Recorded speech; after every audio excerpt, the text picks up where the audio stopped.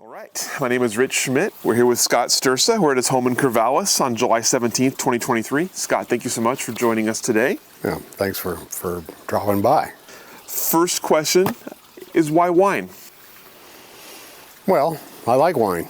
I've liked it for a long time. I didn't think much of it when I was a kid because we occasionally had wine at the house. Once a month we had spaghetti night. Mom would pick up a bottle of the Chianti in the basket, and I never quite understood what all the big deal was. But in the late 70s, I had a new girlfriend. She was a New Yorker, fairly wealthy background, and she got me into gourmet cooking and fine wine and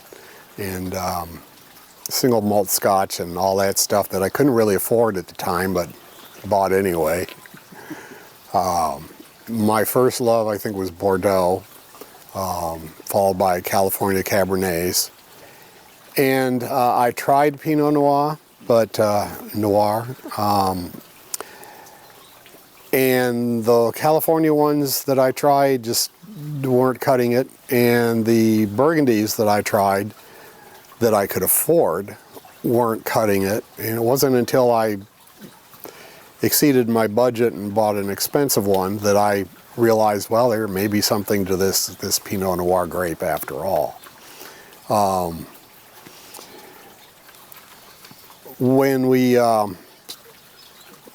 started looking for another place to live, because we were kind of ready to leave Tallahassee, Florida, which is where I was raised and where I met my wife. We were looking around for other areas, and Oregon seemed like a good prospect. And I knew there were some really good Pinot Noirs being produced here. So we came out here on vacation in 2005 and hit a bunch of wineries along with the other standard tourist stops like Multnomah Falls and Crater Lake. And decided, yeah, we'd like to live here, and the good wine would be a bonus. And so I started looking for positions and eventually found one here in Corvallis. And worked in that. It was an IT position. It was with a small local firm. And worked in IT up until about early 2016. And I had started working on a book on the history of distillation in the state. And it was just kind of a hobby project, a back burner kind of project. And when I retired in 2016, I was able to turn my full attention to that. Mm-hmm. And I like to tell people that with that book, the first half took 4 years and the second half took 4 months. But I approached History Press and they were receptive, and so I got that book published in early 2017.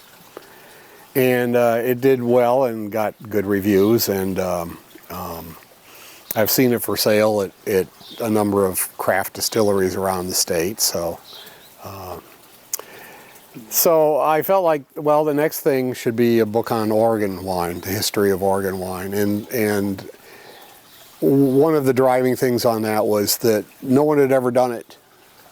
There are plenty of books out there on the history of winemaking in California. And there's a couple of guys, I forget their names, a couple of authors did a history on Washington State wine. One of them is a professor at one of the Washington universities. I can't recall their names off the top of my head. But they did a very good history of winemaking in Washington. And there was nothing like that for Oregon. What there was typically was a fairly standardized little one-page thing in a lot of the books about the contemporary winemaking scene in Oregon, which referenced a few things that happened in the 1900s and the story of David Ledd and Charles Curry coming in the 60s and so forth. And these all read so identically that I realized all people are doing is just repeating what they've read in somebody else's book. And then they would move on to whatever it is they really wanted to talk about in the current Oregon wine scene. And I felt like that wasn't enough. Oregon wine deserved better than that. And it was a very educational experience. I had some suspicions that there was more going on in winemaking and viticulture in Oregon pre-Prohibition than most people realized. But even I was surprised, because the more I dug, the more I found. And discovered a number of things that, for example, Pinot Noir was being, Pinot Noir, I tend to drop the R, was being grown in Oregon pre-Prohibition. Peter Britt was growing it down there in Jackson County, and you had at least 2, possibly 3 people growing it in the Willamette Valley. So there was that. One of the people who was recorded as growing Pinot Noir, or what it was called Burgundy at the time, was Friedrich and his son Ernest Reuter up near Forest Grove. And one of the things that you saw over and over again was that how they had won this gold medal in the St. Louis World's Fair in 1904. And he ran into this everywhere. If you Googled it, Reuter 1904 medal, you'd get dozens of hits.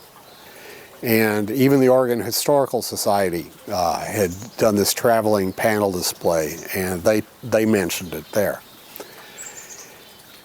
And because my goal with both of these books was to produce something that would pass academic muster, I felt the need to do a lot of original research and, you know, really dig into things.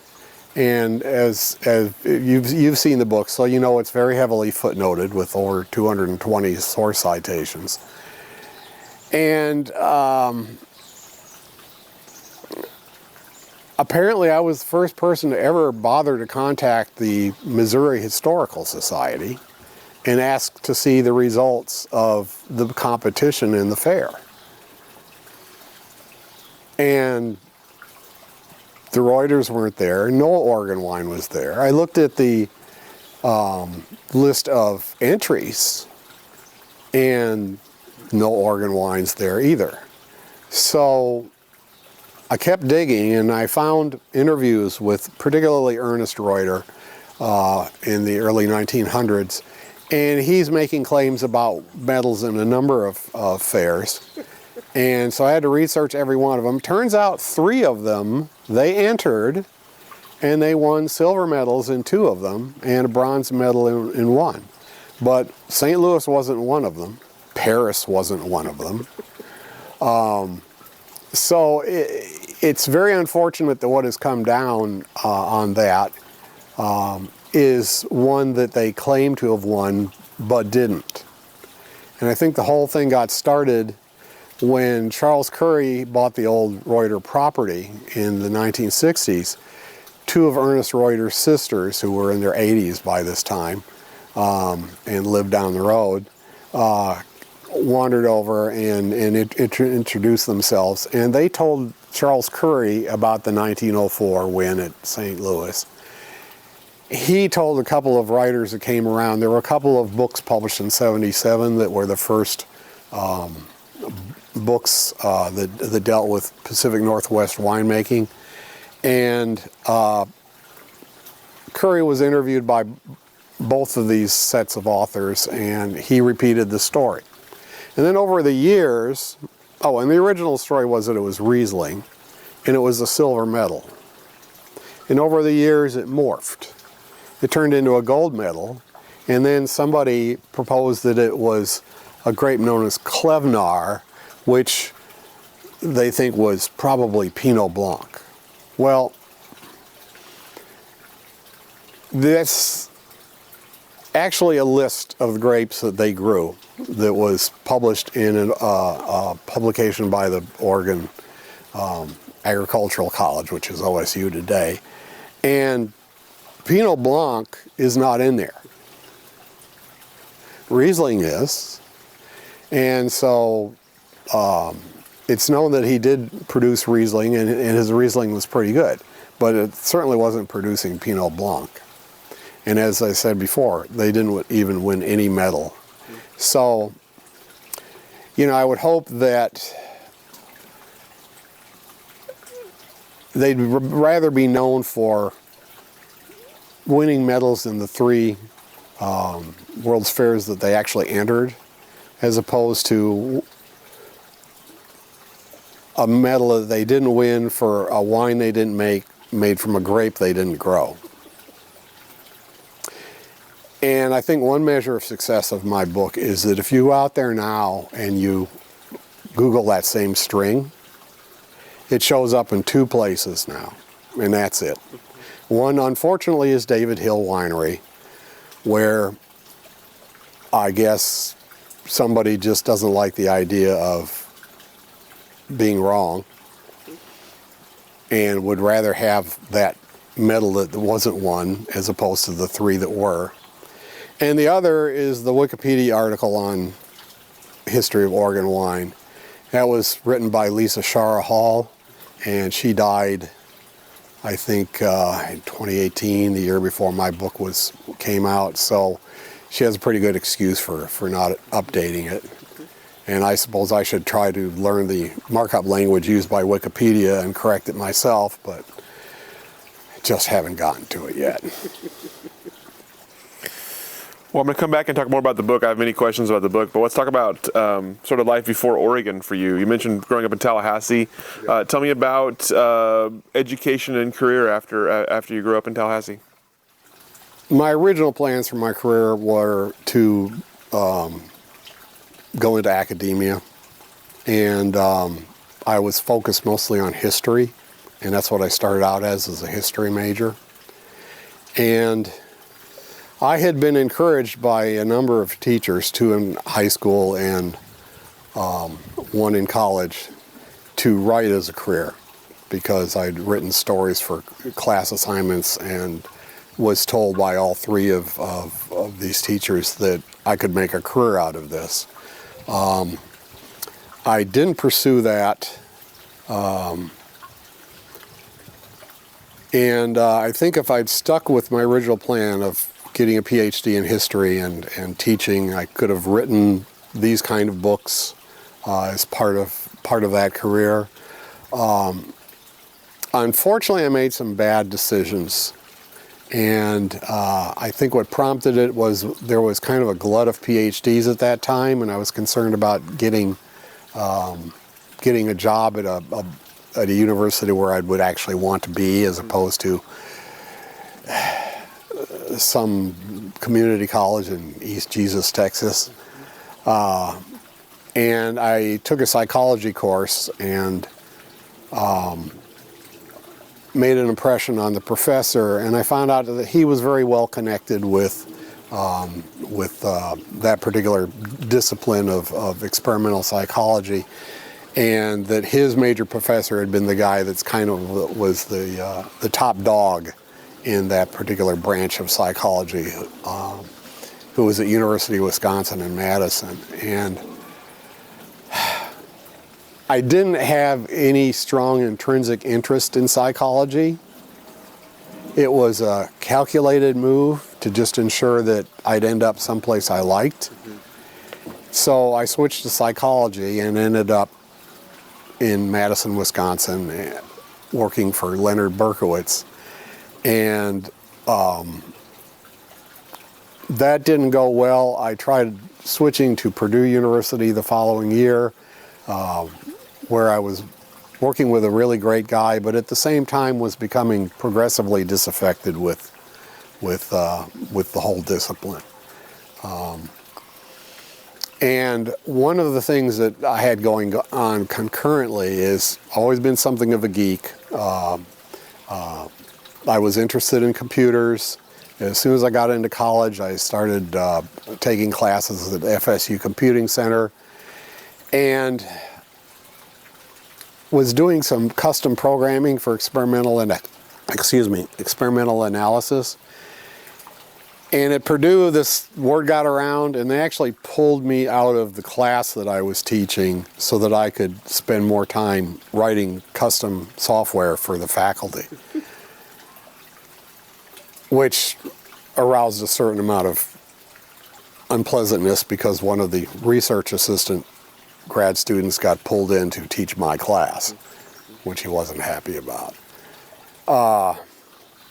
But at the end of 2 years, I realized I could not make a career out of something that I didn't believe in.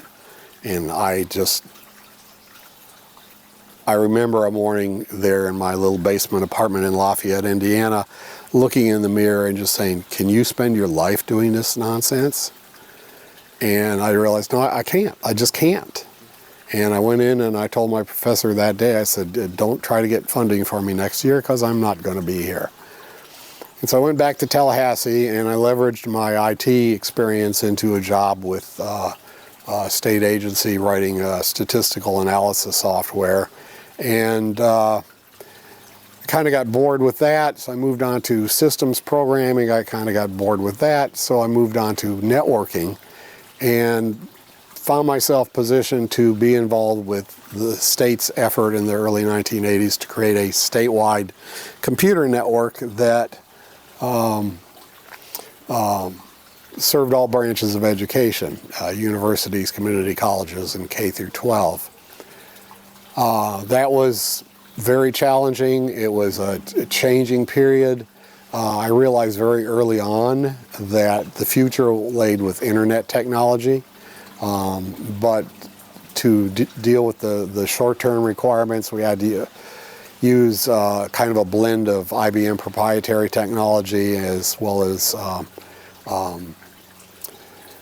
ISO-based International Standards Organization technology. But by the early 90s, we were migrating to IP, and I started a project, an initiative in 1988 to get all 9 of the state universities on the internet. And California had already done that, and Michigan, which only has 2 state universities, had already done that. So Florida was the second state with a number of universities, more than 2, to get all of them on the internet. And so that's something that I did. I was in that position until 1995. I got a consulting offer from Sprint. I went to work for them for about a year and a half. They had a cash flow problem and let me and 2 other consultants that they'd hired at the same time let us all go. I went back to FSU, got a job with the Academic Computing Center, and in a few years I was specializing in cybersecurity, and so I became essentially the cyber cop. Do you remember Napster? I achieved some level of notoriety of being the guy who shut down Napster on the FSU campus. My name was cursed in all of the dormitories. Dark days indeed. Yes. So when we moved out here, most of the work I did out here, I worked for a number of firms, left the Corvallis firm in 2013, ultimately ended up in a position in Eugene. Well, probably the best job I ever had, certainly the best supervisor I ever had. Unfortunately, that didn't last because it was a private company. The owner wanted to retire it. He sold it to a company in San Diego that was doing similar kind of work. They were not a well-managed company, and very soon they were having to lay off many people, both in San Diego and in Eugene. They already had an IT auditor with the San Diego company, and her responsibilities overlapped quite a bit with mine. And so in January of 2016, I and 22 other people were just all laid off. And that's when I decided to go ahead and take an early retirement. I was 63, and start work on the distilling book. What were the other kind of technological breakthroughs you saw while you were working in that career? Well, I'd say that the internet technology was essentially it. What we were dealing with when we were building the Florida Information Resource Network, which is what it was called, FIRN, was that to accommodate the range of computer systems that we found in public education, you had to implement a lot of what in the jargon of IT were known as kludges. And so to like move a file, a big file, a student record file or something, from a school district to the Department of Education in Tallahassee, which was a requirement. They had to do it 5 times a year. And part of the reason for the network was it would speed the thing up, right? Because they had been putting it on magnetic tape and shipping it. And to do that across the multiple vendor environments was extremely difficult. And I actually wrote a manual in the early 80s that was set up as a matrix. And it was basically, okay, you're on a UNIVAC system and you want to send to an IBM. Here's how you do it. You're on a Burroughs system and you want to send to a Digital Equipment Corporation computer. Here's how you do it. So it was a different technique in every case. And then sometime in the mid-80s, I was down at University of Florida where they had just hooked up to the internet. And one of the guys down there, David Picorni, showed me, he says, I'm going to show you how we move a file from the IBM mainframe here to one of the decks over at IFAS. And he signed on, he issued an FTP command, he connected, he entered a command that got him to a directory. He issued a command that uploaded the file to the other computer, and then he closed the connection. He says, now I'm going to show you how it's done going from a UNIVAC to a Burroughs that are running IP stack. Issued the same commands. This is the same everywhere. And he said, this is why this is going to succeed, because it's universal. Once you've learned how to do an IP application on one type of computer, you'll discover that that same technique works on every other kind of computer. And this is going to drive consumer demand. You know, right now you have all these data centers in the state, and they're kind of in the pockets of their vendors. And they're telling their users, well, our way is the best. The IBM way is the best. And we're looking out for your interest in this. Trust us, this is the best. And by the mid-90s, the user community, particularly in the universities, was pushing back hard against these data center directors and saying, no, this is better, this is easier to use, this is universal. We hook up to the internet. Stursa got us hooked up back in '89, and we can exchange email and files with academic colleagues across the world. And so it was really the simplicity and the universality of IP and the applications that ran on top of it that brought it into play. And of course, then there was the World Wide Web. And I jumped on that fairly early, about the same time that I started working at Sprint. One of my other interests, I've always been a nature nut, a tree hugger. And I started a website in 1995 called Wild Florida Online. And I was putting out articles about various places in Florida that were interesting. And a lot of them were kind of off the beaten path. And so I was doing that for a number of years. I think I didn't shut it down until 2003. The URL, the domain name, is still in use. It's passed from several people to the current people. Interesting, it kind of evolved. The next person who had it turned it into a reptile identification site. And then there was another one that was just kind of highlighting his photography. It's now with somebody who's kind of restored it to my original vision, so it's still out there. So I was combining that particular interest with both my writing skills and my technology skills.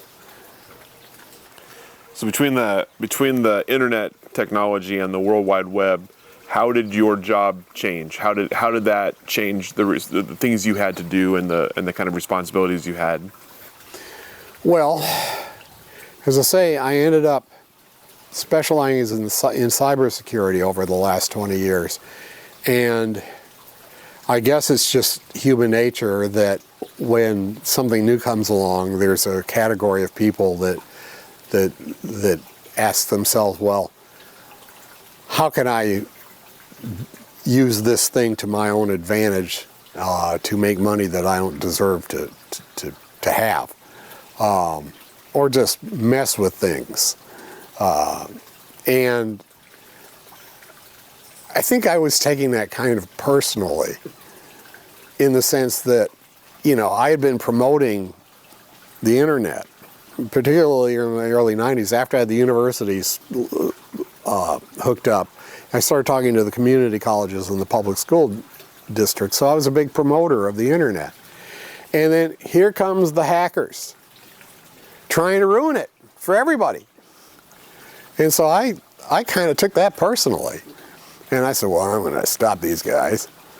So that's why I got into cybersecurity. So that was probably the internet catching on and the World Wide Web catching on. And the unfortunate byproduct of hackers and spammers and all of that, and Napsters. I just felt like, well, I want to fight that. That's the good fight. Try to keep these people at bay. Try to keep it a good thing for everybody who's trying to use it for good things. So that was probably the biggest impact on what I was doing, was it pushed me into cybersecurity work. So you talked earlier about the distillation book, Distilled in Oregon, being kind of the first project and the kind of the back burner project. So why that topic specifically, as you were working, kind of you had your day job, why did this Distilled in Oregon become something you wanted to work on? Well, I did have an interest in spirits. And I think it got started, I was doing a lot of business with a liquor store down in Eugene that made an effort to get more than the ordinary fare in. It's, if you aren't really into spirits much yourself, you may not be aware. Oregon is a control state. And all the hard liquor is actually the property of the state until the moment you buy it.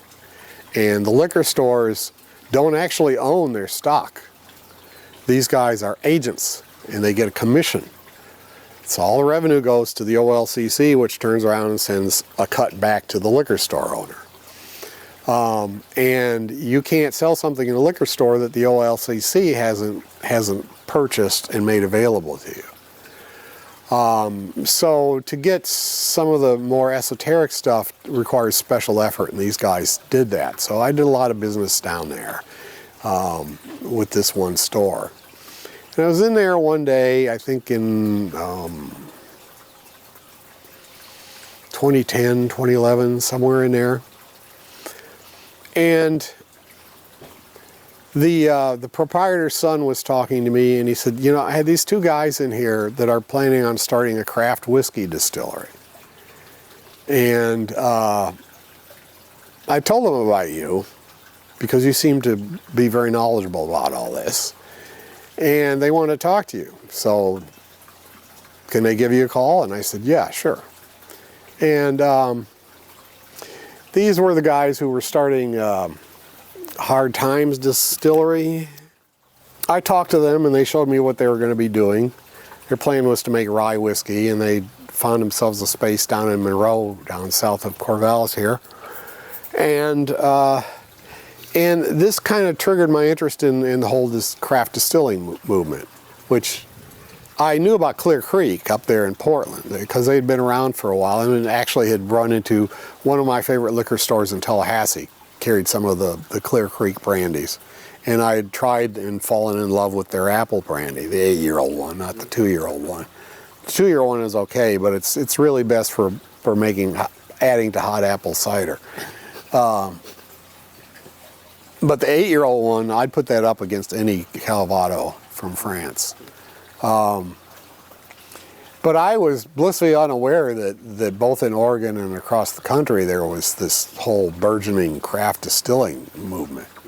And talking to Dudley and his partner, I learned all about this, and I was thinking, well, wow, I wonder if there's enough of them to do like a guidebook to the the distilleries of Oregon. It's kind of like the wine books that list them out, and you can read it and decide which wineries you want to visit. And so I started looking into it, and at least at that point in time, which I think was about 2012, there simply weren't enough of them to do that. So I said, well, you're good with research. Why don't you do a book on the history of distilling in the state, see what was going on back when. And that took a lot of work, because 2012, there wasn't really all that much stuff digitized yet. So it actually required going places. Southern Oregon Historical Society had to go down there to Medford for a couple of days, dig through their files. Got a lot of help. What I found with historical societies is that they're mostly manned by volunteers, and most of them are retired, and most of them don't have anything to do. So I walked in there and told them what I was looking for, and I suddenly had 6 folks digging through files for me. But, and learned a lot, discovered a lot, went up to the federal archives in Seattle and went into the old IRS files and learned about all kinds of interesting people who were producing illegal stuff during Prohibition. And so like I say, it was a back burner project, so I was doing about 4 years of work. And then when I finally got there in 2016 and started working on it full time, I realized, you know, in the 4 years, enough craft distilleries had started in Oregon that you actually could have done a book that was just nothing but a guide to the distilleries.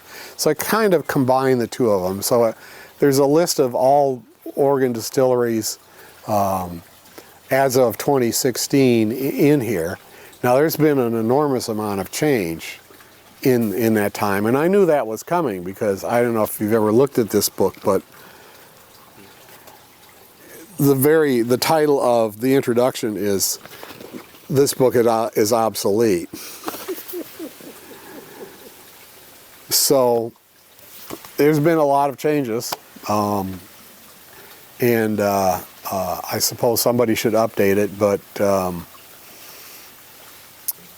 I'm just not inclined to do that. I've got other things I want to work on.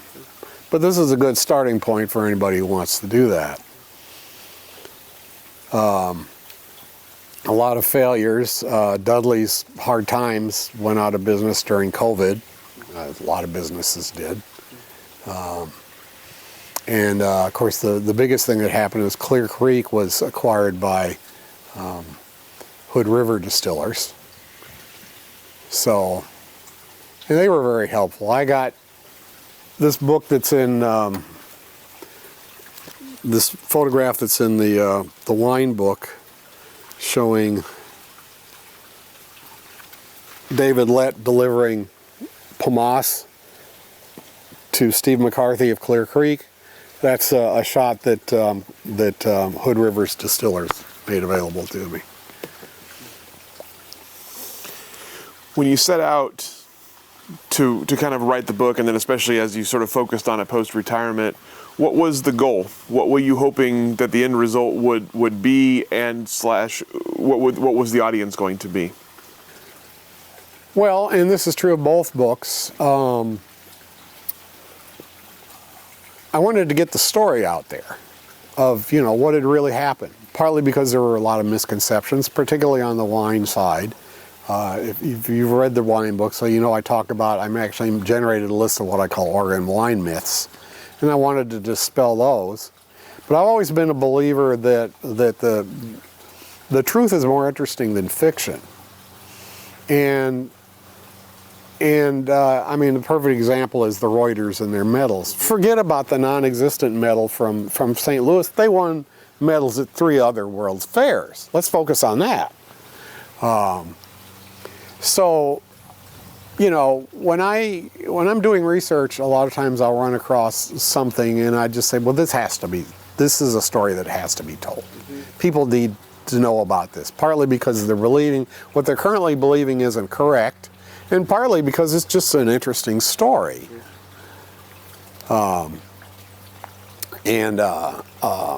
You know, when I finish my current project, I have been talking about a historical novel for some time, and I'm going to finally get started on that. I'd actually started that when COVID hit, and suddenly the places I wanted to go to do research I couldn't get into because they were closed. The state archives in Salem, for example, shut down.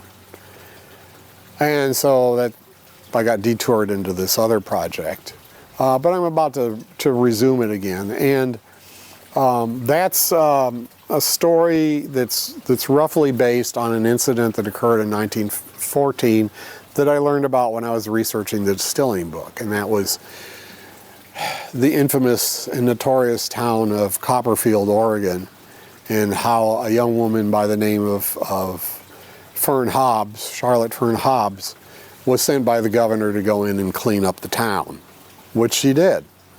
She had a detachment of state militia with her, but shut down all the saloons, arrested the saloon owners, confiscated all the booze, and because she was an attorney, she represented the state when the saloon owners sued and won.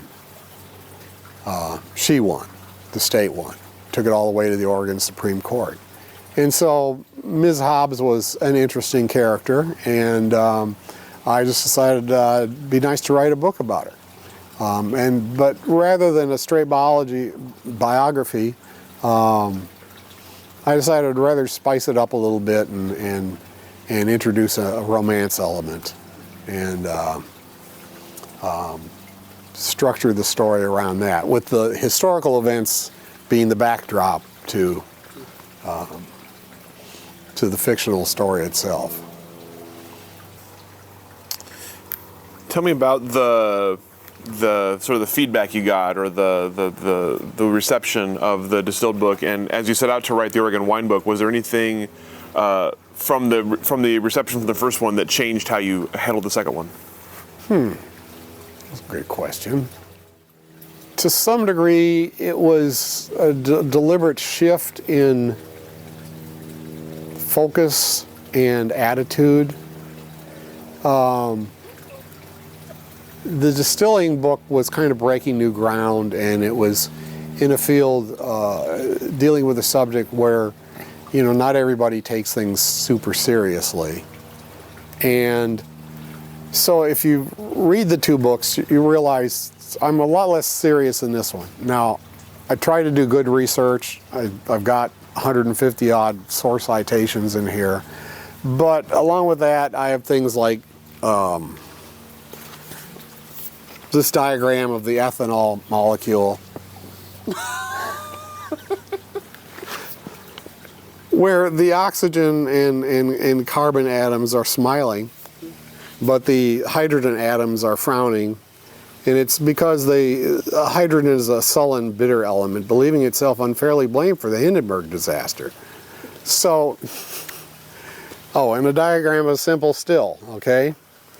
A pot still, so simple a hillbilly could build one, you know. So, with the Oregon wine, one thing I realized very early on was that there's a lot of controversy. There's old feuds that are unresolved to this day. David Lett and Charles Curry, for example. And I realized, okay, you've really got to be on your game. You've got to make sure all of your sources are correct, because this one's going to have more visibility, and there's stakeholders. And so it's a more serious tone, and as I say, it has about 50% more source citations. It was more exhaustively researched. And I honestly feel it's a book that could pass academic muster. It could be, if I were a professor at a university, the university press would be happy to have published it right in the form that it's in. Maybe not with the color photographs. You talked earlier about the Reuter and the kind of the Reuter myth that you dug into. What were some other Oregon wine myths, as you talked about, or other threads you found that particularly fascinated you as you were doing the research for the Oregon wine?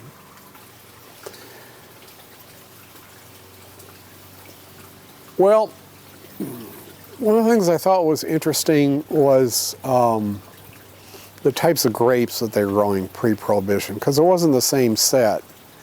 There were, a handful of guys who were doing Pinot Noir, but most of the red wine that was being made in Oregon pre-Prohibition was Zinfandel, and that was kind of the California influence. Also, today the vast majority of viticulture in Oregon is happening in the Willamette Valley, and Columbia Valley and Southern Oregon are kind of considered secondary, which a number of people in Southern Oregon are kind of defensive about. But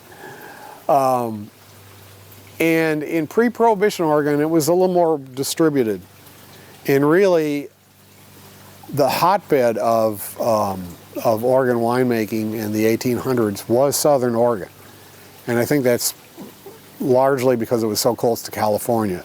And a number of those people, like the Van Pessel brothers and the Adolf Dorner, Albert Dorner, Adolf was his son, had worked in the California wine industry. They'd all worked for Beringer. And in fact, that's where they got their grapes. The vines that they planted in Southern Oregon all came from Beringer in Napa Valley.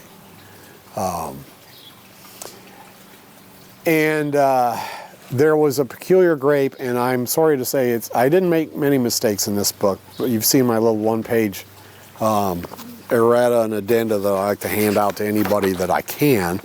And this, if there's a second edition of this book, this is all going to be in there. There was a grape that they called Black Hamburg. And I did some quick cursory research on that and concluded incorrectly that it was Black Muscat. And that's how I identify it in the book. It's not Black Muscat. It's actually one of the parent grapes. Black Muscat was created by a British viticulturalist in the 1850s, and it was a crossing of an Italian variety known as Schiava Grossa, or Grosso, and Muscat of Alexander. And what the terminology that was used for both that one parent grape, the Schiava Grosso, and for Black Muscat, there's a lot of overlap between the two, and so it's kind of my excuse. And I think what happened is that one of the first people to introduce Vitis vinifera into the Willamette Valley was Jean Mathieu, and I devote a chapter to him in the book, because he was a Frenchman, came over here, wanted to grow grapes, and after he got himself settled on some land up near Butteville. But so Mathieu went down to California. Once he had the farm up and running, went down to California and bought lots of grapevines in 1858 and 1859. And he was kind of like the source of a lot of grapes that were subsequently planted in the Willamette Valley. And I think he went down there wanting to buy Pinot Noir, Chardonnay, and another red grape that was popular in Switzerland, Pulsard, because he was from the part of France that was just northwest of Switzerland. And these were the grapes he was familiar with. You get down there and discovered they didn't have any of that.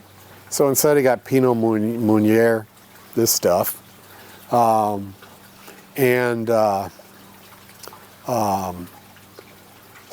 Grossa, which was sold to him by its British name, Black Hamburg, and Chasselas. And you find old plantings of Chasselas scattered all over the Willamette Valley. And there are records of some people, a farmer near Albany, growing Pinot Meunier. And it's like, well, where would they have gotten these? Well, they got them from Jean Mathiat.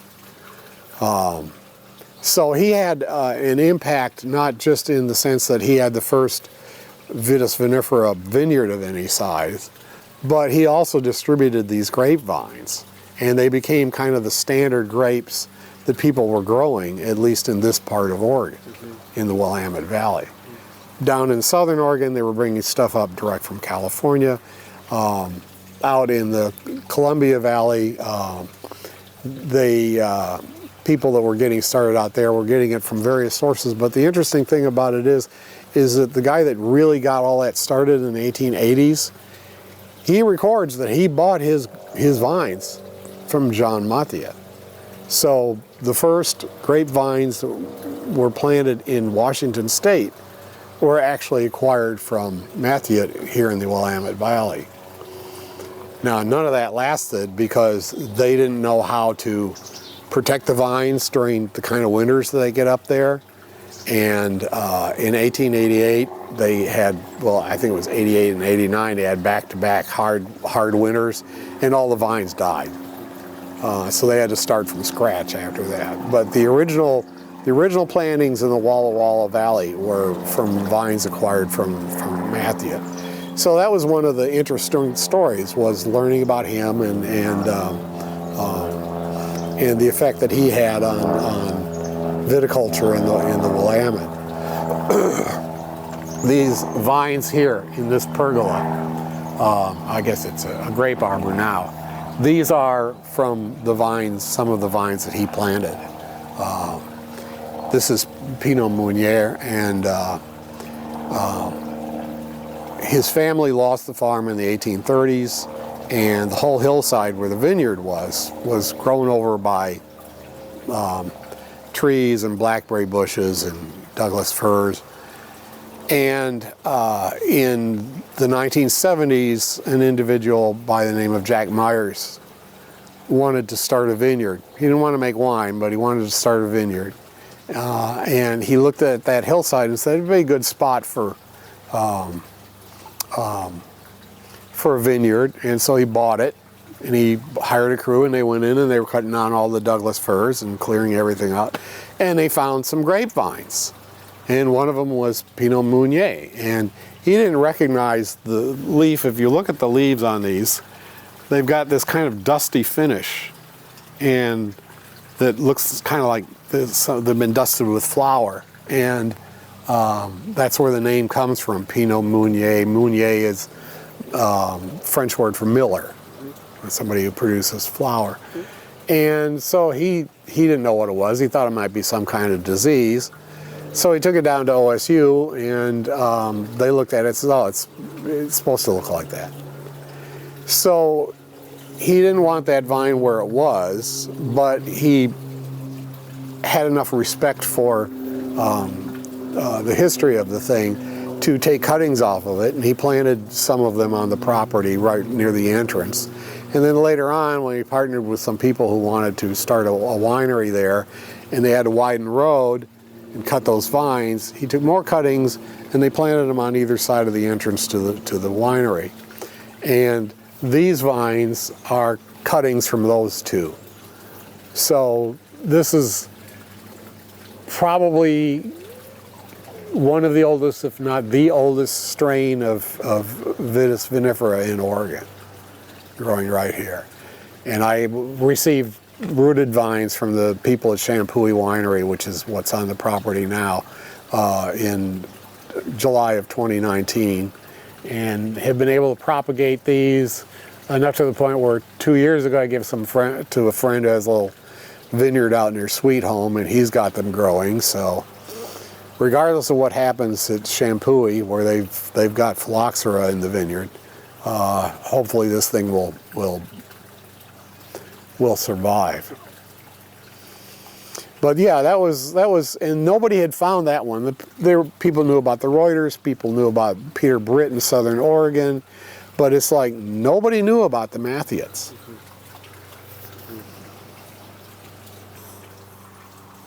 You talked about the kind of the outset of understanding, kind of realizing the sort of seriousness of Oregon wine and the feuds and the facts and things like that. So tell me about navigating research and talking with people and dispelling some of those things that people truly believe. How do you handle that, and how have you sort of handled people's reaction to it? Oh, I'm not sure I really want to get into that too much, because some of it I didn't handle well. Now, one thing that I probably wish I had done differently was, as I mentioned in the book, I explicitly make reference to what I call the myths of Oregon winemaking. And that's kind of provocative language. And after discovering that there were a number of people who were growing Pinot Noir, and in the 1800s, I was kind of irritated with this whole thing. Let me back up for a moment. I've been asked if I'm a wine writer. I'm not a wine writer. I'm not gonna, and there's a number of reasons I like to make that distinction.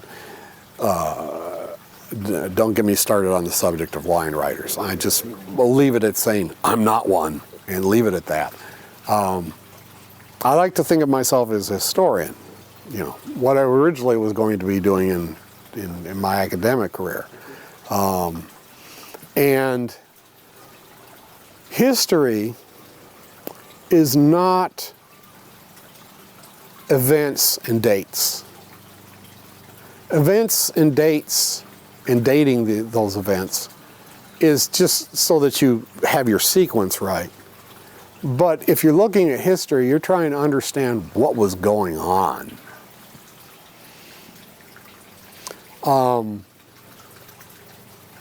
And so if you look at something like the discovery of North America,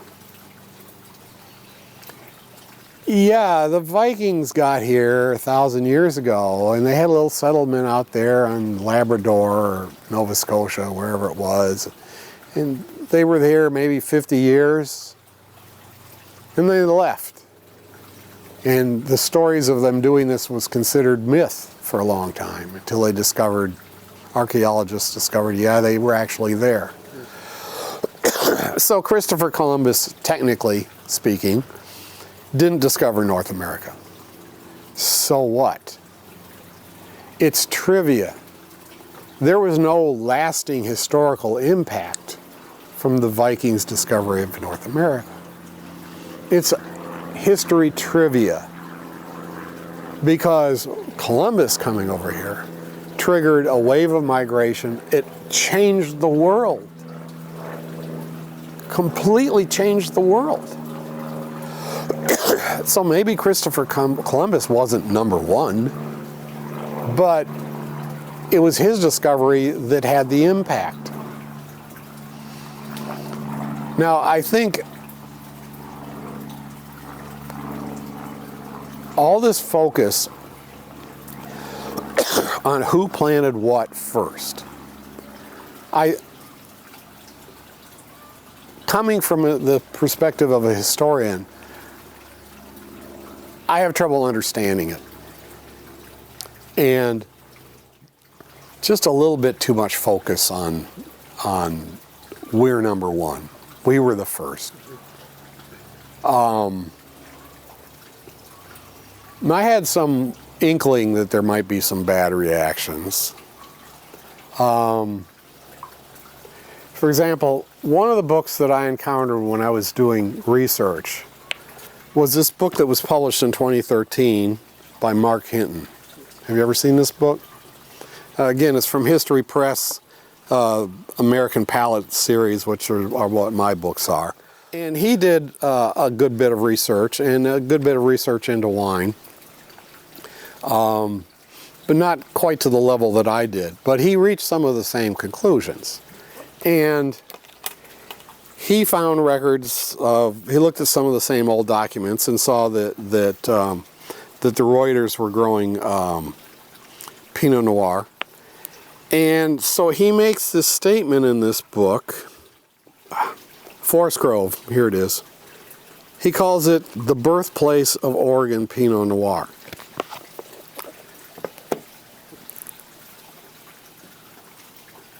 And if I had been around at the time and reading that and in a position to talk to him, I would have asked him right up front, what the heck do you mean by that? And what are you basing that on? He was basing it on the fact that Ernest Reuter was growing Pinot Noir. Now, that got around, and the city of Forest Grove put up a billboard outside of town saying the birthplace of Oregon Pinot Noir. And the person that was telling me about this was Jason Lett. And Jason told me that when he heard about it, he called Dyson DeMera, who is the current owner of Hillcrest, that was started by Richard Sommer back in 1961 in Southern Oregon, and was the first of the modern era to grow Pinot Noir in Oregon. And told DeMera about this, and it started a chain of events that eventually led to some legislator that was apparently friendly with DeMera or somebody introducing a proposal or what's the word, a decree or something like that, that the Oregon legislature actually passed, recognizing Richard Sommer and Hillcrest Winery as the, quote, birthplace of Oregon Pinot Noir. And if you've ever been down there, there's actually a sign that says that. And to me, it's like, again, what exactly does that mean? And I deal with this in the book. I talk about this because if you're taking the perspective of a historian, where you're interested in process, you're interested in trends, you're interested in something started and perpetuated itself through time and grew and developed into these things. You don't care about who planted it first, any more than you care about the fact that the Vikings had a small trading post on a remote island in eastern Canada for 50 years, 1,000 years ago. You know, it's interesting, there was a comment going around back when the Soviet Union fell, where some people were calling it the end of history. And what they meant by that is, if you look at modern history and the way historians, professional historians look at it, the last 200 years has been the evolution of isms. Democracy, socialism, communism, Nazism, whatever. And you see this development over the 1800s and the 1900s of nations that are built on the principles of these various isms. And that was creating the dynamic, that was what was creating the conflict between nations, generating wars and all of that stuff. And when communism fell in Russia in 1991, it was like all that had come to an end. We're all going to be capitalists now. We're all going to pretend to believe in democracy. And that's just the end of the game. And so historians who had this sort of analytical bent said, well, it's the end of history. And if you have that kind of perspective, and I do, what's important is when you say the birthplace of Oregon Pinot Noir, to me what that means is the evolution, the creation of the modern Pinot-centric Oregon wine industry. And that didn't happen in the 1800s in the Willamette or in southern Oregon by Peter and Britt. They might have been growing Pinot Noir, but I mean all that came to an end with Prohibition. So it was like the Vikings. It doesn't matter. Richard Sommer was not really into Pinot Noir. He was a Riesling man. He had some Pinot Noir growing, but that was not really his deal. And a lot of people are not particularly impressed with the Pinot Noir that comes out of Southern Oregon anyway. So it was really David Lett and Charles Curry who kicked the whole thing off. And the influence they had, David Lett in terms of showing that you could make really good wine. Curry did not make good wine, but if you talk to people like David Adelsheim and the late Dick Erath told me the same thing. Curry's contribution was that he recognized that there needed to be organization. And it was really Curry that got these guys together, meeting in the same place, sharing their experience and sharing what they learned and sharing equipment when necessary, and creating a professional organization to look out for their interests. And a lot of people were very instrumental in contributing to that effort, David Adelsheim in particular. And so if you want to talk about the birthplace of Oregon Pinot Noir in terms of the industry, it happened in the Dundee Hills of the Willamette Valley, and to a lesser degree up near Forest Grove. And there were three, in my mind, three main individuals. There was David Lett, who was the artist. He was the one that showed you can make great wine. Here, try this. 1975 South Block Reserve. Wow. There was Curry that said we need to organize. We need to create an organization that looks out for our interests and gets legislation passed that promotes what we're doing and supports what we're doing. And there's the David Adelsheim who did all the footwork. Curry was the idea man, but if you look at what was going on, it was Adelsheim who was going around and getting wineries to sign off on the labeling laws, the rezoning, the zoning measures to protect the industry. So I think those three individuals are really the three key players that got the whole thing off the ground. And it happened in the Willamette Valley. And it happened in the 1960s. And so that was the birthplace of Oregon Pinot Noir. It's not who planted it first. That's just history trivia, you know. I even thought of, at some point, of doing a PowerPoint presentation, because I do give presentations, and actually doing a little Photoshop magic, and I'll show an image of Trivial Pursuit Oregon Wine History Edition, with one of the cards reading, "Where is the birthplace of Oregon Pinot Noir?" Or where was it first planted? Because to me, it's just not that important. But you were asking about pushback. Well, yeah, you know, I'm not going to go into the details of this because I have to name individuals and what they did and what they said. But, yeah, there are people that are upset about that. That I said, I'm sorry, there were people in the 1800s who were growing Pinot Noir. And I don't see that as taking anything away from David Lett. He was a great man. He had vision. You know, Oregon probably would have eventually become a wine growing area and probably specializing Pinot Noir, but it would have happened later, and it would have happened in a very different way if it hadn't been for David Lett. And so I don't feel that saying, well, yeah, there were a couple of guys growing it in the 1800s. Takes anything away from him. But there are people who feel that it does. And I'm on their bad guy list. I'm also pretty sure I'm on the bad guy list up at David Hill Winery, because I took away their non-existent metal.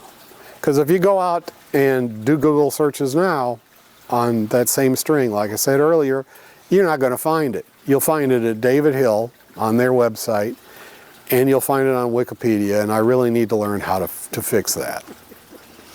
But yeah, there's been some pushback, and this is one of the reasons I like to make sure people understand that I'm not a wine writer. So I will never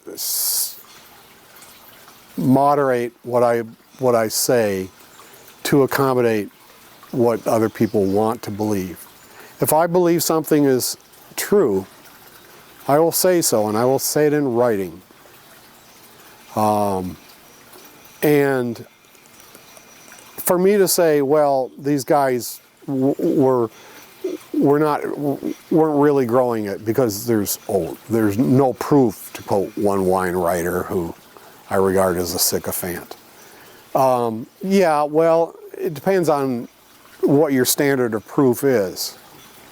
And the fact that there are vineyard notebooks that Peter Britt, actually his son, whose first name I can't recall, kept the vineyard journals for what Peter Britt was planting there in Southern Oregon. And it's in there. Franc Pinot, which was a common name for Pinot Noir back in those days. And that's what he was referring to, because you can look through all 1,300 pages of Jancis Robinson's wine grape book. I've got a copy of it here. And you will not find Franc Pinot listed as an alternative name for any grape other than Pinot Noir. So that's proof to any reasonable person. What was the biggest takeaway for you from the book in terms of how the modern Oregon wine industry has come to be? How you mentioned the three kind of Lett, Corey, Adelsheim as kind of the three kind of driving forces. What else did you learn about why the modern Oregon wine industry has evolved the way that it has? Well, the organizational efforts that they made early on in the 1970s all worked. You know, we have the strongest labeling laws in Oregon in the United States. They're comparable to what they have in France. We have professional, organizations which have coordinated a lot of the activities and been able to get legislation passed that otherwise they couldn't have gotten passed. We got zoning changes made so that agricultural land could be preserved and preserved for wine growing, grape growing purposes.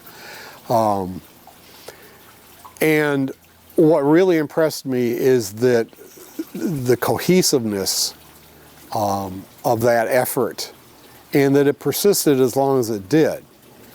Now,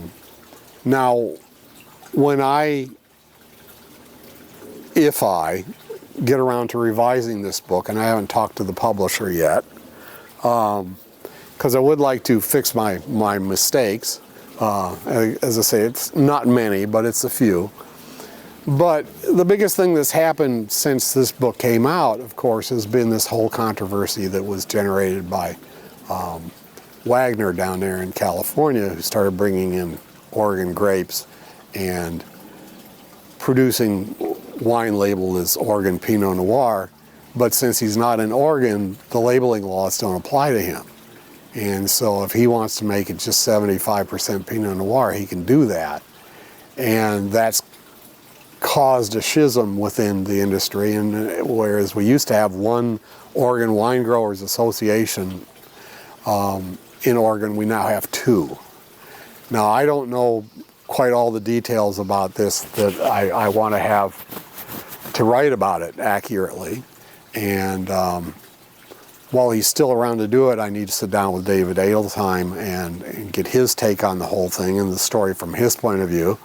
And I should probably go down to California and sit down with Wagner and get his point of view.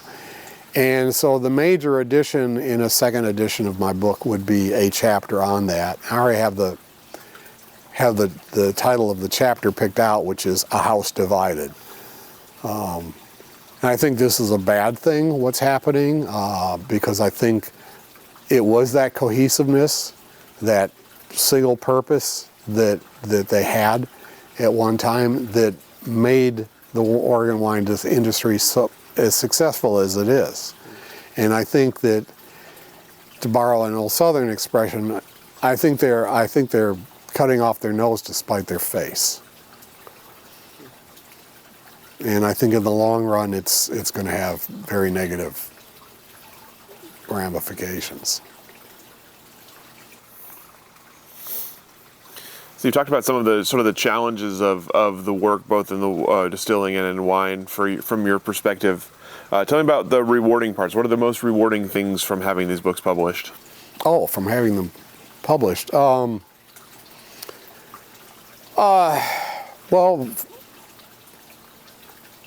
first thing I'd say is just the sense of accomplishment, of pulling this all together and putting it in one place.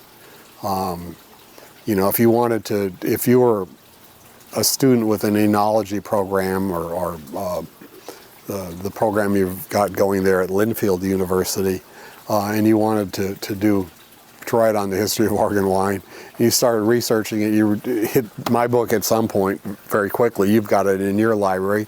They've got it at the OSU library. They even have it at the Corvallis Public Library. And in the course of Googling the book's title, I discovered that it's in libraries all over the place. Kalamazoo, Michigan has it in their library. You would find this book and you realize, oh, well, this is kind of all I need right here. I'm not saying that there isn't more to be discovered, and there's some things that I would like to research a little more fully that I didn't have the opportunity to when I was doing this book. But just to accomplish that, like I said at the start of this interview, books on the history of California winemaking, a book on the history of Washington State winemaking. There wasn't one, but there is now, and I did that.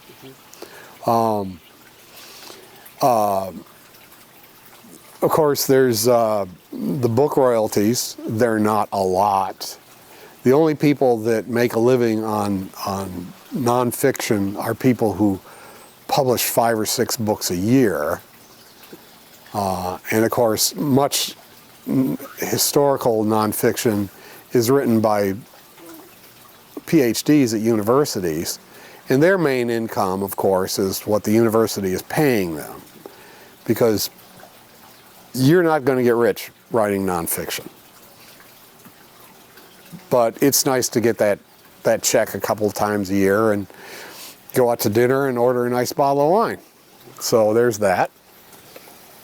And also just the promotional value of the thing.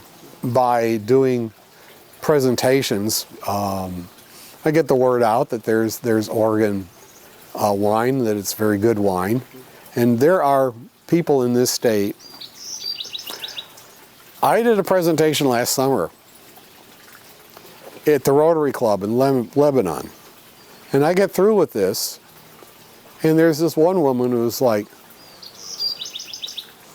well, how many wineries are in Oregon? I thought there was just the one. That big one that you see south of Salem on I-5 when you're driving past.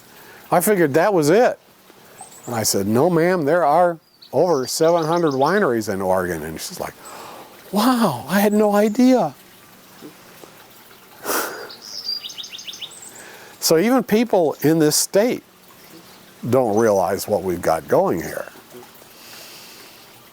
So I think that's probably the third thing I'd list, is just letting people know that we make good wine here, and we've been doing it a lot longer than most people realize.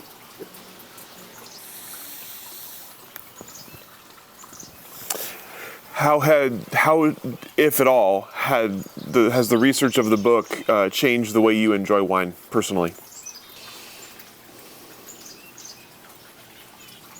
It has led me to some varieties that I wasn't familiar with before.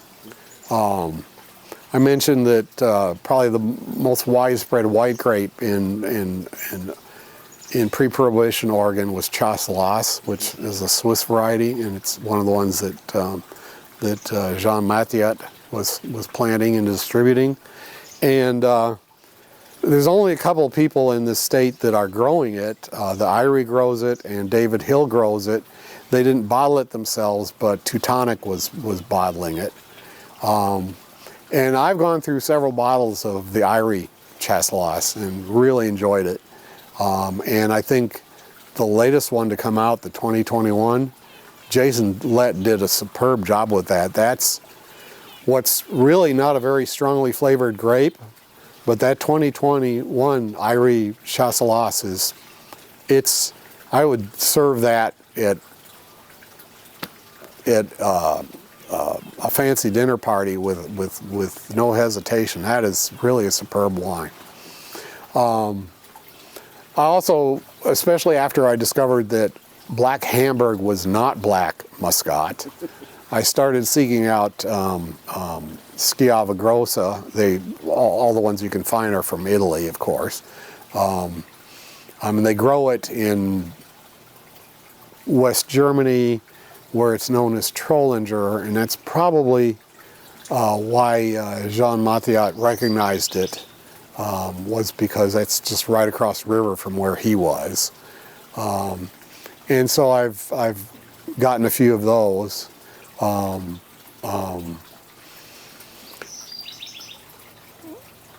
And I've developed, I guess, a little more appreciation for some of the wines from some of the areas.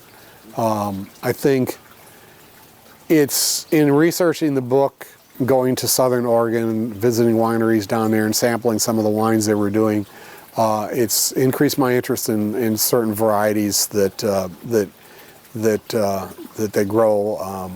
Tempranillo, for example, which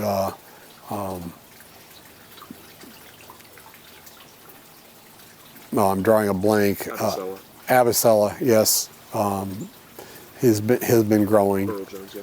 And I think I've told you this little interesting side story that after the book came out, I got an email from Hilda Jones, wife of Earl Jones, yes, excuse me, and identifying herself as co-owner, and well, we liked your book, and then she goes on to say, and you probably remember me as Hilda Skagfield because I lived one block down the street from you in Tallahassee, Florida, and we went to high school together, and I'm like, oh my God. So. It's a small world sometimes. Yeah, it's a small world. You've talked a little bit about sort of the changes in the industry. I'm curious, as you look at Oregon wine now, where do you see it going? What do you see coming down the road for the industry? Well, and I address this in the book, I think the biggest challenge is climate change. Things are heating up. This valley is going to heat up.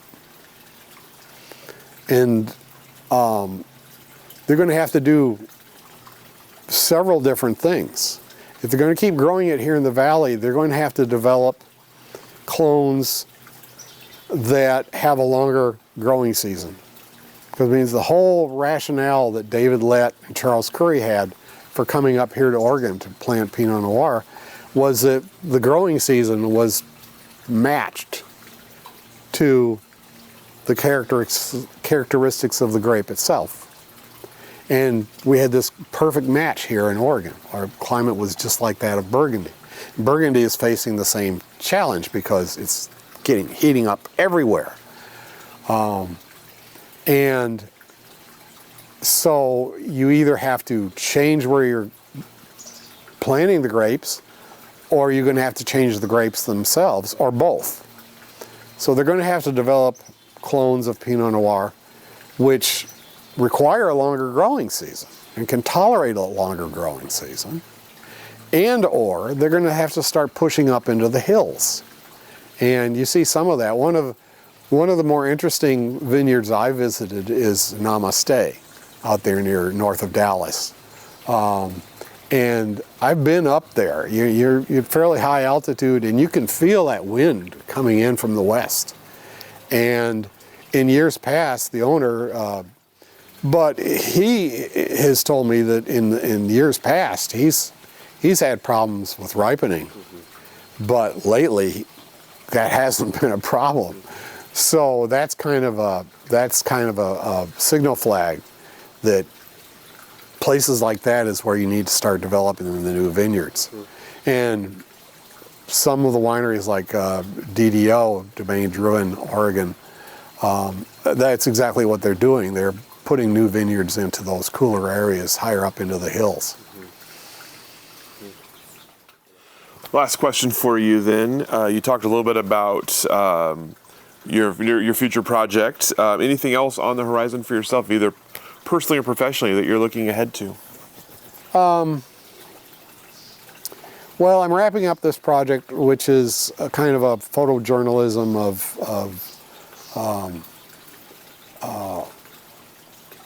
the Eastern Florida Panhandle, which people that are of biological bent. My neighbor, for example, is with the OSU. He's faculty with the OSU Forestry Department. He's aware of this, but it's one of the 5 biological hotspots in North America, and there's an incredible level of diversity there.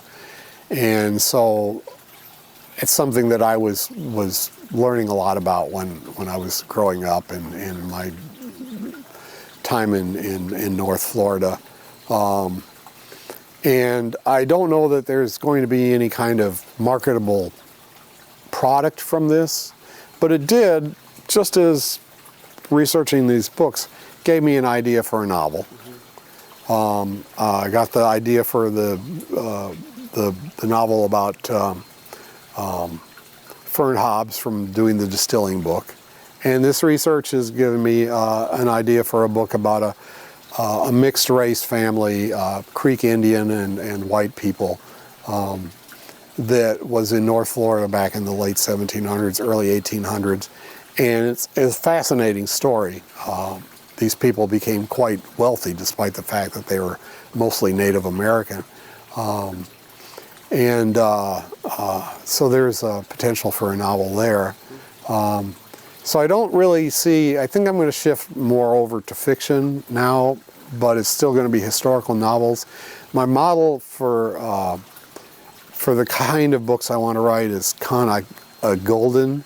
He's a British author, and he's written books about the Roman Empire, about the Mongols, and they're fiction, but they are as much as possible based on fact. And he actually does a little section at the end of every book where he tells you where he's deviated from fact. Because, for example, there was one English king back during the War of the Roses who went through 2 phases of basically being catatonic. And just to make the book flow a little better, he kind of collapses that into a single thing. But he tells you that he did that. And so, you know, in order to tell a good story, following Mark Twain's dictum, never let the facts get in the way of a good story, I'm willing to apply that to a work of fiction. I would never apply it to something like this. The facts are preeminent. But if it says a novel on the cover, then you got a little flexibility. So I'm got the book about Fern Hobbs. I have another idea for a series of books where the main character is a samurai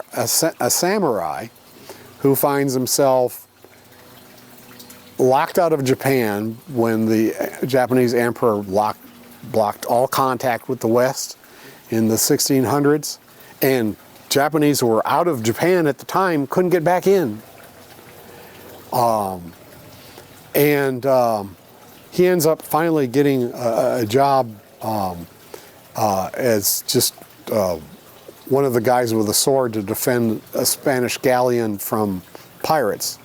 And so he's on a ship that's crossing the Pacific, and the route that these guys took was across the northern Pacific, and they had to get to Mexico before the storm started to kick in.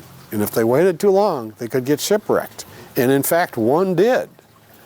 One got shipwrecked on the Oregon coast in the mid-1600s. And there's a real good article about that in Oregon's Historical Quarterly. And so I'm going to tell this guy's story, and there he is, a samurai shipwrecked on the coast of Oregon in the 1600s. So that's an idea I've got. And I'm thinking about then a book, possibly a series of books about this Creek family, this Muskogee family in North Florida that was making tons of money trading with the native tribes and raising cattle and basically becoming the richest family in the Southeast before they had to move to Oklahoma. So probably going to focus more on historical fiction at this point because frankly that's where the money is. I think these were worthwhile to do. They got the story out there. I think they're both good starting points for somebody. If somebody else wants to take the baton on the history of Oregon wine, take mine as a starting point. I say knock yourselves out, do it. Perfect. A lot coming up. That's exciting. That's all the questions that I have for you. Anything I didn't ask that I should have? Anything that we didn't cover today that you'd like to cover? I don't think so. Excellent. Well, thank you so much for your time and for sharing your story with us and for your friendship over the years. I enjoyed having you as researcher in the archives for your book and keeping in touch since. So. And that's the one thing I did meant to say something about. I want to thank you and all of your assistants. Without access to the archives there at Linfield, I don't think the book would have been nearly as good as it is. Excellent. That's what we're here for. I'm glad to have helped. So with all that, we'll let you off the hook. Thank you so much. Thank you.